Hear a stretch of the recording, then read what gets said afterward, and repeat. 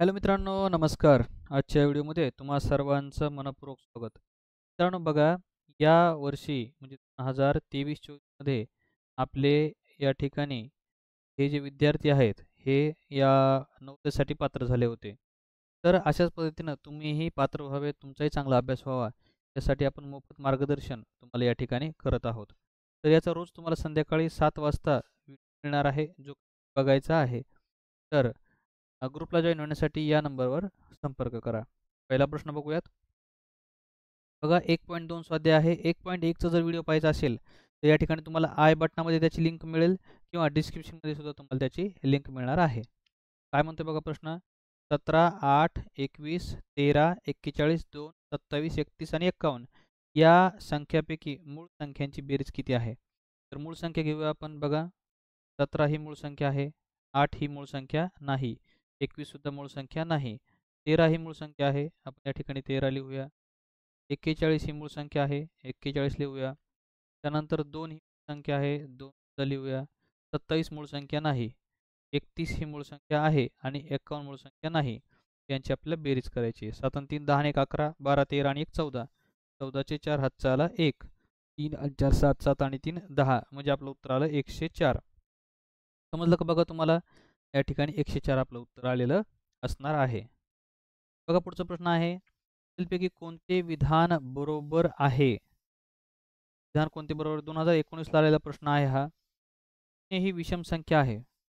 तर शून्य ही सम किंवा विषम संख्या नसते. विधान चुकीचं आहे. शून्य ही समसंख्या आहे, हे सुद्धा चुकीचं आहे. शून्य ही मूळ संख्या आहे, हे सुद्धा चुकीचं आहे. शून्य ही विषम संख्याही नाही आणि समसंख्याही नाही, हे विधान बरोबर आहे. समही नाही आणि विषमही नाही. या ठिकाणी एक्झाम्पल बघूया. 3 ची दर्शनी किंमत या संख्येत 3 ची स्थानिक किंमत यातील फरक काढा. दर्शनी किंमत म्हणजे दिसणारी किंमत, जी दिसते तीच किंमत असते, म्हणजे 3 ला 3च. स्थानिक किंमत म्हणजे ती कुठं आहे संख्या बघा. एकक, दशक, शतक, हजार, 10,000. या ठिकाणी 10,000ला आहेत हे 30,000. आपल्याला काय काढायचं? त्यांचा फरक काढायचा आहे. मित्रांनो, फरक काढायचा म्हणजे वजाबाकी करायची असते. या ठिकाणी बघा, याच्यातून 3 आपल्याला वजा करायचे आहेत. या ठिकाणी काय करणार? या ठिकाणी 3चे 2, त्यानंतर हातचा दिवा इकडे आणि इथे 10. 10तून 3 गेले, 7 राहिले. त्यानंतर हे 9ला 9 आणि या ठिकाणी 2. अशा प्रकारचं उत्तर कोणत्या पर्यायामध्ये आहे? तर 2 नंबरमध्ये आहे. तर आपलं उत्तर आलेलं आहे 2 नंबर. पुढचा प्रश्न या ठिकाणी बघा. पुढचा प्रश्न काय म्हणतो समजून घ्या. पुढचा प्रश्न या ठिकाणी दिलेला आहे. 33 आणि 97 या बाबतीत पुढीलपैकी खरे काय आहे? 33 आणि 97 दोन्ही मूळ संख्या आहेत. तर 97 ही मूळ संख्या आहे. 33 ही मूळ संख्या नाही, म्हणून हे चुकीचं आहे. दोन्ही सहमूळ संख्या आहेत, बघूया. दोन्ही 11चे गुणिते नाहीत, 11 मध्ये 97 येत नाही, म्हणजे हे चुकीचं आहे. दोन्ही सम आहेत, हे पण चुकीचं आहे. ते दोन सहमूळ संख्या आहेत. पर्याय क्रमांक 2 यामध्ये जो आहे बरोबर असणार आहे. पुढचा प्रश्न बघा. पुढीलपैकी कोणत्या अंकाची दर्शनी व स्थानिक किंमत नेहमी सारखी असते? एक संख्या लिहितो बघा. 7, 0, 5, 4, 9 यापैकी कोणता असा अंक आहे ज्याची स्थानिक आणि दर्शनी किंमत नेहमी सेम असेल?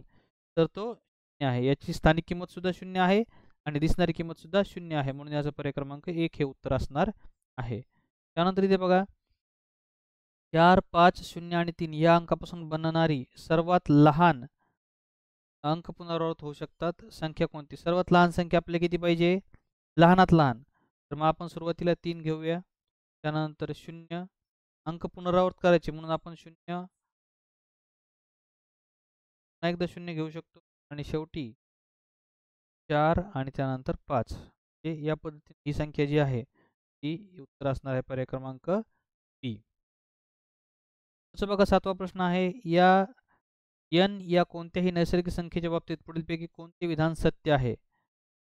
ही मोठी संख्या दर्शवते आणि ही लहान संख्या दर्शवते. n मोठं पाहिजे. मग हे कोणत्या बाबतीत कसं खरं ठरेल? त्यापैकी कोणतं खरं असणार आहे? बघूया आपण या ठिकाणी संख्या ठेवून.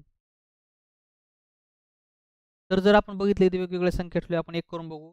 इथे n च्या ठिकाणी आपण ठेवलं चा वर्ग हा 2च्या घनापेक्षा मोठा आहे. तर हे जे आहे हे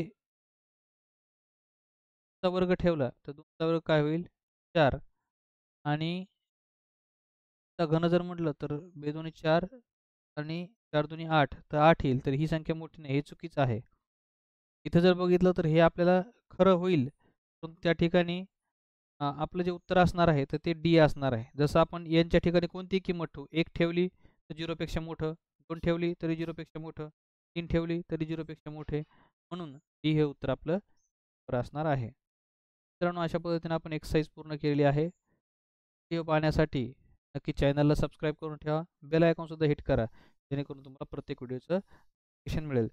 जॉईन होण्यासाठी या नंबरवर संपर्क करा. भेटूयात पुढच्या व्हिडिओमध्ये. धन्यवाद.